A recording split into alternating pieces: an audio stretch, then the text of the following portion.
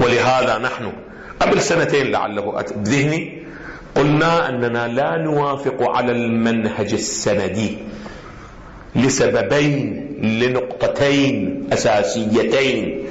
المنهج السندي يثبت لنا الحجية وعدم الحجية، وهما أعم من الصدور وعدم الصدور. وفي المنهج المضموني يثبت لنا الصدور وعدم ماذا؟ وعدم الصدور. يعني شنو؟ يعني أعزائي في المنهج السندي إذا كان السند الصحيح يقول هو حجة عليك، أما صادر لو مو صادر من الإمام، لعله ماذا؟ مو صادر من الإمام، مع أنه مما هذا اشتبه، نقل إليك واشتبه.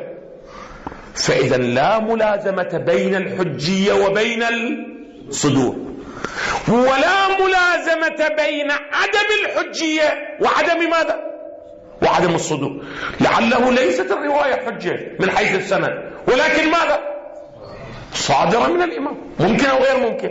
ونحن في المنهج المضموني نبحث عن الصدور وعدم الصدور، لا عن الحجية وعدم الحجية. هذا أولا. وثانيا أن المنهج السندي أعزائي مبتلى بإشكالية غير قابلة للحل، وهي أن التوثيقات مبنية على ملاكات متعددة، من كلامية إلى قرآنية إلى غلو إلى حقيقة صحيحة. ومن هنا تجد أنه قد يوثق على ملاك عقدي ولا يوثق على ملاك ماذا آخر، نقول هذا غلو، وهذا ما أشرنا إليه. ولذا نحن انتخبنا ماذا؟ أنه لا علاقة لنا أن الناقل غالي أو ليس بغالي، هذا منسجم مع القواعد القرآنية أو غير منسجم، بس السند فليكن من غالي. ما المحذوف؟